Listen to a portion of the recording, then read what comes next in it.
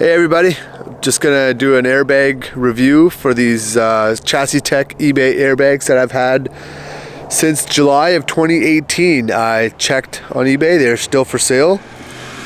I believe they're some of the cheapest bags you can get. So I thought, usually people are drawn to the cheapest items and they want to know how they work. And I've been running them heavy. If you've seen my other videos, you see all this stuff gets pulled by this truck. This is the only truck I own. So I thought I'd just do a rundown of how they've been for the last 3.5 years. Sorry about my voice. I've been sick for the last week and a half or so. Maybe it's the COVID, but no, voice is extra nasally. So I'll show you the bags underneath the chassis. So they have a strap on the axle, and then they kind of go on like a plate that bolts into the frame where the bump stopper is. And then these I have set up to a single line that I fill up, honestly, with just like a basketball pump. That's what I use. If you look here, I just kind of strap that there. It did come with a little plate, I think. I can't even remember anymore. But I just prefer to tuck it in there. It's in and out of the way.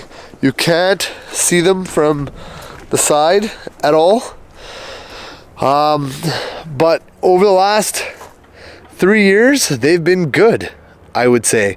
When I bought them, I had to change literally everything. Install was a pain in the fucking rear. All the 4 bolts that go up, the bolts that go up into the chassis, they stripped. They were like the cheapest, lowest grade you can possibly get. So I had to go to the hardware store and pick up all 4 new bolts. I'm sorry, not even 4. I remember changing the bottom bolts as well, the ones that go on the strap. Basically, every piece of hardware except for the metal mounting plates and the bags had to be replaced. The airlines, all of the air fittings leaked. Every single one. So believe it or not, these bags were installed over a course of 2 days where it should have been 2 or 3 hours. And it took like 5 trips to the store. The airlines, when I finished installing them, the airlines leaked, and then I had to purchase all new fittings. So I went down to the local like plumbing hardware store, and I picked up all new air and clamp fittings and everything. They're all shit. Every single one of them. Even the Schrader valve I put my own on. Would I recommend the kit? They're cheap. I at that time I'm already in. I'm in Canada. Returning stuff isn't as easy as sending it right back. I just get the stuff shipped to the States. But if it's $100 difference, I'm definitely paying the $100 for the expensive bags next time. My friend bought bags for his LMM, and I told him buy the better bags right up front. His were a breeze to install, didn't leak, no issues whatsoever.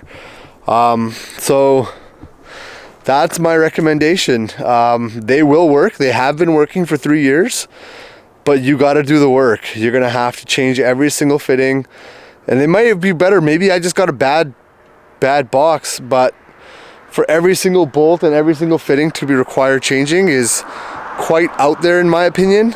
But it's still my fault. I bought the cheapest item you can possibly get, so you get what you pay for, I think, with these trucks, and that's what I've learned. That is one of the only cheap items that I did on it when I did the delete, which I'll probably go over what I did. I went all out on everything else on there. So yeah, thanks for watching my video. If you're looking to buy airbags, definitely consider that. They do work. You can use them. You will have to be a little bit careful and put in a little bit extra work to make them function correctly. Yeah, subscribe to my channel. I'll post more shit about things that I got. If you want to see something particular, some shit you see in the background, I got all sorts of random shit here.